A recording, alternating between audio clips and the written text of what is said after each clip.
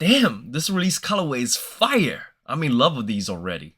Okay, we have an exciting unbox today. You know I like the Trae Youngs, I did a short review on the 2s, I like that colorway. But 3rd gen is coming in fast, so why don't we unbox it together?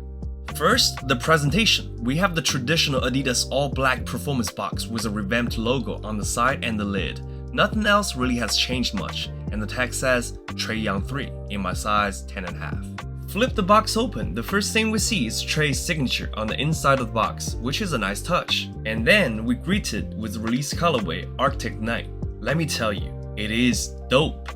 Upon the first look, does this midsole ring a bell? If you remember the Adilet 22 slides we did in the past, it has a similar midsole just like this, feels almost 3D printed. The Trae Young 3s took that typographic design over and put it onto a basketball shoe. Even though it's not new, it still looks catchy and different, especially with the bold color combo. From just the feel by hand, the midsole is probably made of light strike. I don't see any boost visually, but I could be wrong. The thing I worry about the most is the lacing system. I guess one thing Trae Young doesn't like is the shoelace. That's the same story on the 3s. We only have 4 pairs of lace loops all crammed up in the midsection. This huge 4-foot area is looking very dangerous. And by the way, the upper knit is not stretchy like the 2s, so the 4-foot containment is my major concern. Flip to the bottom, we have the semi-translucent herringbone pattern coverage from the toe to the heel. On the 4-foot's impact area, we have solid rubber, but it's very soft, so I don't recommend you take these outdoors. And if you take a closer look, the bottom has all these protruding areas. Maybe it's a tag from feature wear, I'm not sure, but stability is a question mark.